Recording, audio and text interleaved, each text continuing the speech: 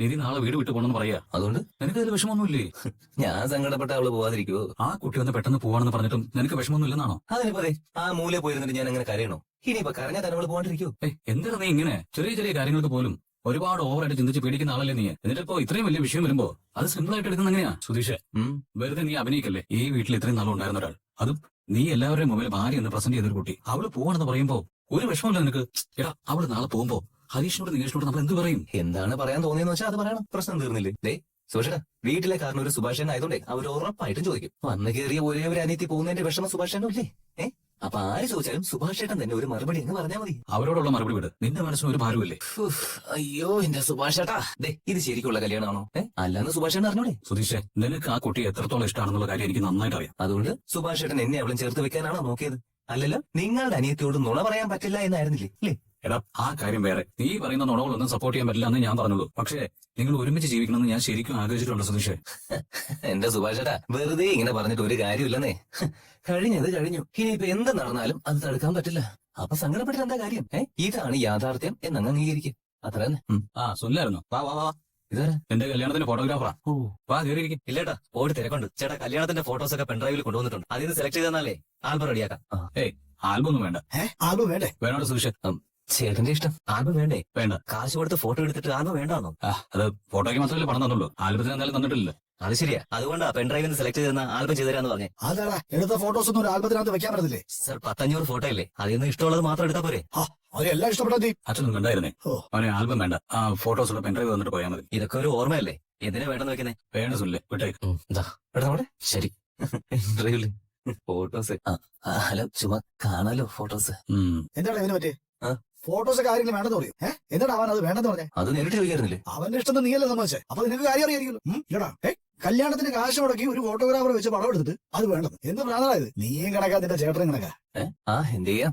ഉത്തരവാദിത്വം ഏറ്റെടുക്കാൻ ആരെങ്കിലും വേണ്ടേ? അല്ല, കല്യാണം ഇത്രയും ചെലവ് നടത്തിയതല്ലേ, ഇനി ആൽബം കൂടി വേണമെന്നാ ചേട്ടന്റെ ചോദ്യം. കാശ് കൂടി മുടക്കിയേ പറ്റുമെന്ന് എനിക്ക് പറയാൻ പറ്റൂ. അവനതിന് പറ്റില്ലെന്ന് പറഞ്ഞോ? അല്ല, കാശ് മുടക്കാൻ പറ്റില്ല എന്ന് പറഞ്ഞില്ല. പക്ഷെ മനസ്സിലുണ്ടാവുമല്ലോ. പിന്നെ അച്ഛനെനിക്ക് ട്രാവൽസ് ഒന്നും ഇട്ട് വന്നിട്ടില്ലല്ലോ. വല്ലവന്മാരുടെയും വണ്ടി ഓടിച്ച് വേണ്ടേ എനിക്ക് കഴിയാൻ? കല്യാണം കഴിഞ്ഞതോടെ എന്റെ ചെലവും കൂടി.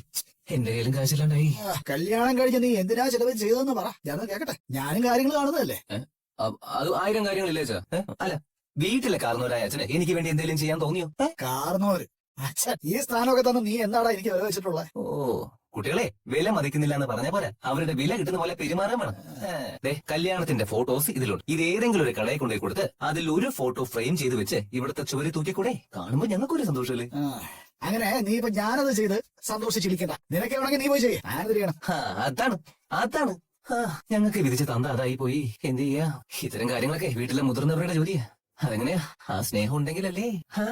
സ്വന്തം മകൻ കല്യാണം കഴിച്ച് സന്തോഷത്തോടെ വീട്ടിൽ ജീവിക്കുന്നതിന്റെ ഉദാഹരണമാ ഭിത്തി തൂങ്ങുന്ന കല്യാണ ഫോട്ടോ. അതുപോലും ചെയ്യാത്തൊരച്ഛനെ ഒരു മകൻ എങ്ങനെ വിലവെക്കുന്ന?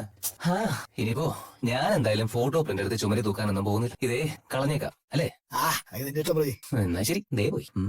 എന്തിനാണോ ഈ രാത്രിയിൽ തുണികളൊക്കെ ഇടുന്നത്? അത് രാവിലെ ചെയ്താ പോരെ? രാവിലെ പോണ്ടേ? ഇപ്പൊ നനച്ചിട്ടല്ലേ രാവിലെ ആകുമ്പോഴേക്കും കിട്ടും. ഞാൻ ചെയ്തോളാം. എന്താ നോക്കുന്ന? എന്തേലും പറയാനുണ്ടോ? അപ്പോ അത്രേ ഉള്ളൂ അല്ലേ? മനസ്സിലായില്ല. അല്ല, ഈ പോവാണെന്ന് പറഞ്ഞല്ലോ, അതുകൊണ്ട് ചോദിച്ചതേ ഉള്ളൂ. വീട് കിട്ടിയാ പോകുന്ന എത്രയോ നേരത്തെ പറഞ്ഞതല്ലേ? പോകാൻ എന്തായാലും തീരുമാനിച്ചു. അപ്പോ ഇനിയിപ്പോ വേറൊന്നും പറയാനില്ല അല്ലേ? വേറെ എന്താ പറയാൻ? ഈ താലി ഞാൻ അയച്ചായിരുന്നല്ലേ? ഇറങ്ങിപ്പോ നേരത്ത് ഈ താലിയും കൊണ്ട് പോകുന്ന എന്തിനാന്നല്ലേ ഉദ്ദേശിച്ചത്? ഇത് തിരിച്ചറിയണമെന്ന് എനിക്കറിയാം. പക്ഷെ ഒരു കാര്യം സംഭവിച്ചു. ഞാൻ വീട് നോക്കാൻ പോയപ്പോഴേ ഇതിന്റെ കഴുത്തിലുണ്ടായിരുന്നു. വീടിന്റെ ഓണർ എന്നോട് കല്യാണം കഴിഞ്ഞ ആളല്ലേ എന്ന് ചോദിച്ചപ്പോ ഞാൻ അതേന്നും പറഞ്ഞു. ഈ താലിയില്ലാതെ ഞാൻ അങ്ങോട്ട് പോയാ ചിലപ്പോ ഇത് ചോദിക്കും. നമ്മുടെ ആളുകളുടെ സ്വഭാവം അറിയാലോ. കുറച്ചു ദിവസം കഴിഞ്ഞിട്ട് ഞാൻ തിരിച്ചുതരാം. അതുപോലെ ഞാൻ മനസ്സിൽ പോലും അത് വിചാരിച്ചിട്ടില്ല. പിന്നെന്താ, ഞാൻ എന്തെങ്കിലും വാങ്ങിയിട്ട് തരാനുണ്ടോ? ഇല്ല, അത് ഇയാളെ വിട്ടേക്ക്. എന്താണെന്ന് വെച്ചാൽ ചോദിച്ചോളൂ. അയ്യോ ഇല്ലടോ, ഒന്നുമില്ല. ഈ ചെയിൻ ഞാൻ ഉറപ്പായിട്ടും തിരിച്ചരും കേട്ടോ. എന്റെ നിധി ദേവി, അതൊന്ന് വിട്. ഈ മാല കൊണ്ടുപോയിട്ട് ഞാൻ എന്ത് ചെയ്യാനാ? നിങ്ങളുടെ അമ്മയുടെ ചെയിനാണെന്ന് പറഞ്ഞല്ലേ അന്ന് അച്ഛനത് തന്നത്. തിരിച്ചു പോകുമ്പോ ഞാൻ അതുകൊണ്ട് പോകുന്നത് ശരിയല്ലല്ലോ. ഉറപ്പായിട്ടും ഞാൻ തിരിച്ചുതരും. പോവാണെന്നല്ലാതെ അവൾക്ക് പറയാൻ വേറൊന്നുമില്ല സുഭാഷേട്ടാ. ഞാൻ അവളെ കുറിച്ച് മാത്രമാണ് ആലോചിക്കുന്നതേ. അവൾക്ക് ഇനി മനസ്സിലായിട്ടില്ല. അവളുടെ മനസ്സിൽ 1% പോലും ഞാനില്ല. അത് ഓർക്കുമ്പോ എന്താ പോലെ. ഞാനൊരു വീട് വാടകയ്ക്ക് നോക്കാൻ പോയത്. അത് ശരിയായി. നാളെ തന്നെ ഇങ്ങോട്ട് മാറിയാലോന്ന് ആലോചിക്കാം. ഞാൻ പിന്നെ കഴിച്ചോളാം. വേണ്ട. സുഭാഷ് ചേട്ടൻ അറ്റൻഡ് ചെയ്തോ? ഞാൻ ദോശ ഇട്ടോളാം. ഹലോ. പറഞ്ഞു സാർ. ശരി സാർ. ചെയ്തോളാം. ഇല്ല നീ അവിടുത്തെ പണി നമുക്ക് ഉടനെ തീർക്കാം. ശരി സാർ, നേരിട്ട് കാണാം. എന്താടാ? ഫോളോ. എന്ത് പറ്റി? സുഭാഷ് ചേട്ടൻ അത് ഭംഗിയില്ല ദോശ പറ്റിയിരുന്നത്. ഞാൻ നോക്കിയിട്ട് പറ്റുന്നില്ല. ഒരു ദോശ ചുട്ട് കഴിഞ്ഞാ അടുത്തത് പരത്തുന്നതിന് മുമ്പ് ഇത്തിരി എണ്ണ പുരട്ടണം. അത് ചെയ്തായിരുന്നോ? അയ്യോ അത് ചെയ്തില്ല. ഇതൊന്ന് ചിരണ്ടിക്ക്. ദേ ഇതൊന്ന് ക്ലീൻ ചെയ്യണം. എന്നിട്ട് ദേ ഇതിങ്ങനെ എടുത്ത് ദോശക്കല്ലിലേക്ക് അങ്ങ് പുരട്ടണം.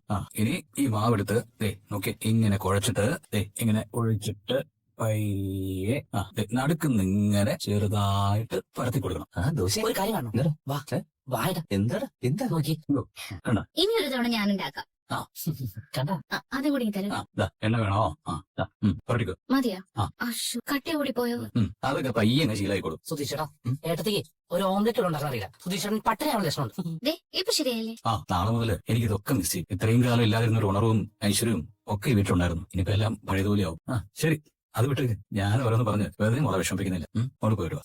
പേടിക്കണ്ട ചേട്ടാ, പറഞ്ഞതുപോലെ അവള് പോയിട്ട് വരും. ഹലോ ആടാ, ഞാൻ 10 മണിയാകുമ്പോ എത്തും. കസ്റ്റമർ വന്നാലേ കാശ് വാങ്ങിയിട്ട് നീ ആ ബൈക്ക് കൊടുത്തേക്ക്. അതിന്റെ ബ്രേക്ക് ഷൂ മാറിയെന്നൊന്ന് പ്രത്യേകം പറയണം. എന്താണ് ഓക്കെ. ദോശയും വെച്ച് കളിച്ചിരിക്കാണ്. എടാ നീ റെഡി ആയില്ലേ? എപ്പോഴും റെഡി. ആ വാ. പാത്രം കഴുകണം. എന്തായി എടുത്തി ദോശയുടെ കാര്യം തീരുമാനമായോ? സുഭാഷേട്ടാ ഞാൻ പോയിട്ട് വരാം. പരീക്ഷ എന്നാലും എഴുതണേ. എടുത്തി പോയിട്ട് വരട്ടെ. ഇപ്പൊ കോളേജിലേക്ക് പോയല്ലേ, തിരിച്ച് ഈ വീട്ടിലേക്ക് വരാൻ തോന്നും. മുമ്പൊന്നും അങ്ങനെ ആയിരുന്നില്ല. ഇങ്ങോട്ട് വരണമല്ലോ എന്ന് വിചാരിക്കുമ്പോഴായിരുന്നു സങ്കടം. സ്റ്റഡി ലീവും വെക്കേഷൻ ഒക്കെ ആകുമ്പോൾ അത് കഴിയാൻ കാത്തിരിക്കും. എങ്ങനെയെങ്കിലും കോളേജ് തുറന്ന് അവിടെ എത്തിയാൽ മതി വിചാരിക്കും. ഇപ്പൊ നേരെ തിരിച്ചാ. ഇത്രയുടെ ലീവ് കഴിഞ്ഞല്ലോ എന്നാ. അതിന് കാരണം ഏട്ടത്തേട്ടോ. ഇനി സുഭാഷ് ഏട്ടനും ഹരീഷ് ഏട്ടനോ കൂടി ഓരോ ഏട്ടനോട് എത്തിക്കഴിഞ്ഞാൽ ഈ വീട് ശരിക്കും ഒരു വീടാവും. ഏട്ടനും അനിയനും ഭയങ്കര സെന്റിമെന്റ്സ് ആണല്ലോ. എടുത്തി ഞാൻ പോയിട്ട് വരാം. വന്നിട്ടേ കോളേജിലെ വിശേഷങ്ങൾ മുഴുവൻ പറഞ്ഞുതരാം. എടാ വാടാ, സമയായി. ഇതാ വരുന്നു. എടാ പോടാ. എടുത്തി വരുമ്പോ ഐസ്ക്രീം വാങ്ങി വരാമേ. ഉച്ചയ്ക്ക് ഞാൻ വന്നിട്ടേ ഒരുമിച്ച് കഴിക്കാം. ബൈ. എടാ പറയാം. വേഗം വാ. അവൻ തിരിച്ചു വരുമ്പോഴേ എന്ത് പറയുമെന്ന് ആലോചിക്കുന്നത്. എന്തായാലും ഞാൻ പോയാലേ പറ്റി സുഭാഷേട്ടാ. അപ്പൻ എത്ര നേരത്തെ വന്നല്ലോ നല്ലത്. ഈ കല്യാണം ഇങ്ങനെ നടന്നെന്ന് പറഞ്ഞാ അവന് മനസ്സിലാവും. ശരിയാ, പക്ഷേ അതെങ്ങനെ അവനോട് പറയുന്നുള്ള പ്രശ്നം എനിക്കുള്ളൂ. ഇതെന്തോന്നിത്, ഒരുമാതിരി തമിഴ് സിനിമ പോലെ തങ്കച്ചി പാസം കൊണ്ട് നിറയാണല്ലോ.